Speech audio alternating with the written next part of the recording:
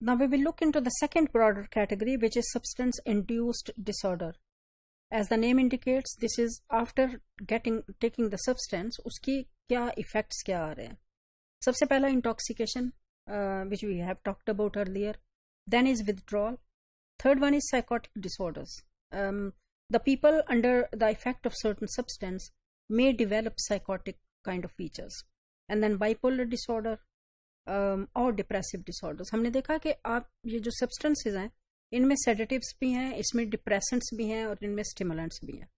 तो इनका सारों का जो इफेक्ट है बॉडी के अंदर या ब्रेन के अंदर, of course depending on the nature of substance फर्क है. सो उसकी वजह से जो प्रॉब्लम इंड्यूस हो रहे हैं, they are intoxication, withdrawal, psychotic disorders, depressive disorders, either bipolar disorder or unipolar disorder. Then anxiety disorder, sleep disorder, delirium, neurocognitive disorder, and sexual dysfunctioning. So आप देखें कि there is a wide range of disorders which are actually occurring as a result of taking certain substances which the person has been using. Now what is intoxication? Intoxication is reversible. Intoxication reversible इसलिए कि जब वो ख़त्म हो जाता है उसका effect तो वो रिवर्स हो जाता है. द पर्सन में बिकम ओके सब्सिक्वेंट टू थोड़ा अरसा ड्रग लेने के बाद. For example what actually it's reversible substance specific syndrome due to recent injection of a substance. कि अभी अभी कोई ड्रग ली है और उसके बाद आप देखते हैं कि वो बंदा जो है उसके ऊपर फुल ब्लोन जो भी उसका इफेक्ट है वो आना है. यानी कि ये एक नशे वाली हालत जो है full fledged, this is that kind of.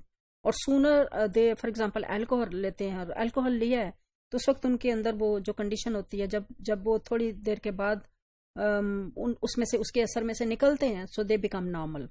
सो इसका मतलब है दैट्स व्हाई इट्स कॉल्ड के रिवर्सिबल सब्सटेंस स्पेसिफिक सिंड्रोम, क्योंकि जब वो उसके असर और ये सून आफ्टर इंजेक्शन मतलब लेने के फौरन बाद ये सिम्टम्स आती हैं.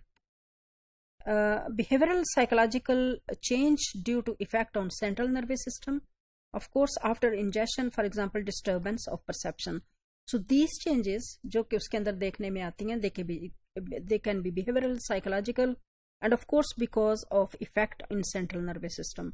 और perceptual problems, perception की disturbances आ सकती हैं, जैसे hallucination है, that is perceptual disturbance, जिसमें stimulus is not there but the person is perceiving it.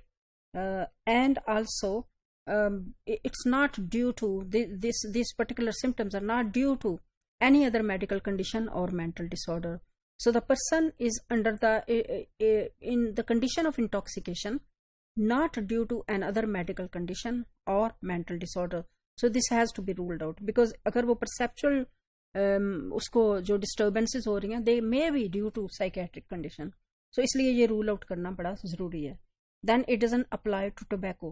Tobacco users जो हैं उनके अंदर इंटॉक्सिकेशन का इफेक्ट नहीं आता, दो इट्स एडिक्टिव, बट वो उस तरह नशे में नहीं होते जिस तरह के बाकी सब्सटेंस जो यूजर्स हैं वो होते हैं.